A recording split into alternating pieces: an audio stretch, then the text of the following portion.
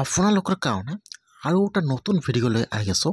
সেইটো ভিডিঅ' হ'ল আপোনালোকে যদি আসাম ডাইৰেক্ট ৰিকুৱাৰমেণ্টত এক্সাম দিছিল 3rd গ্ৰেড আৰু গ্ৰেড 4 তেনেহ'লে কিন্তু আজি ৰিজাল্ট দি দিব।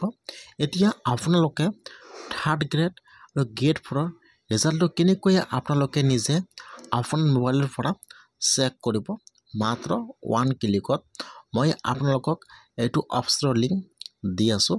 আপোনালোকে মাত্ৰ 1 ক্লিক কৰি কিন্তু আপোনাৰ ৰিজাল্টটো চাব পাৰিব। এতিয়া কেনেকৈ আপোনালোকে আসাম ডাইৰেক্ট ৰিকুৱাৰমেণ্টৰ ৰিজাল্টটো চাব, কোনটো ৱেবছাইট হয়, A to Z সম্পূৰ্ণ প্ৰচেছ দেখুৱাই দি আছোঁ।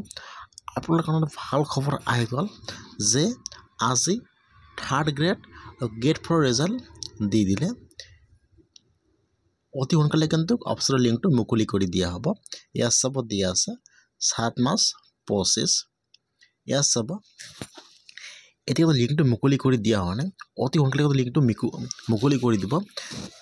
তেতিয়া কিন্তু আপোনালোকে ইয়াত লিংকটো পাই যাব। মই কিন্তু আপোনাৰ সুবিধাৰ কাৰণে অপশ্যনৰ লিংকটো মোৰ ডিছক্ৰিপশ্যনত দি দিছোঁ। আপোনালোকে ডাইৰেক্ট ক্লিক কৰি ফাৰ্ষ্ট এইটো অপশ্যনত আহি যাব। হোৱাৰ পিছত ইয়াত চাব, ইয়াত দিয়া থাকিব 3rd গ্ৰেড গ্ৰেড 4 আৰু ইয়াত যিহেতু ডেট দিয়া আছে, অতি সোনকালে ইয়াত লিংকটো মুকলি কৰি দিব। এতিয়া আপোনালোকে লিংকত ক্লিক কৰি আপোনাৰ যিটো এপ্লিকেশ্যন ID নম্বৰ আছে আৰু যিটো আপোনাৰ পাছৱাৰ্ড আছে আপোনালোকে ইয়াত বহাই দি কিন্তু আপোনাৰ ৰিজাল্টটো চাব পাৰিব। আৰু যদি আপোনাৰ ID পাছৱাৰ্ডটো পাহৰি গৈছে তেনেহ'লে আপোনালোকে ইয়াত ফৰগেট কৰি কিন্তু আপোনালোকে ইয়াত আপোনাৰ ৰিজাল্টটো চাব পাৰিব।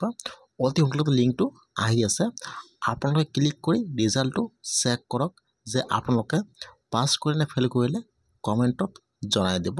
মই আপোনাৰ সুবিধাৰ কাৰণে অপশ্যনৰ লিংকটো মোৰ ডিছক্ৰিপশ্যনত দি দিছোঁ।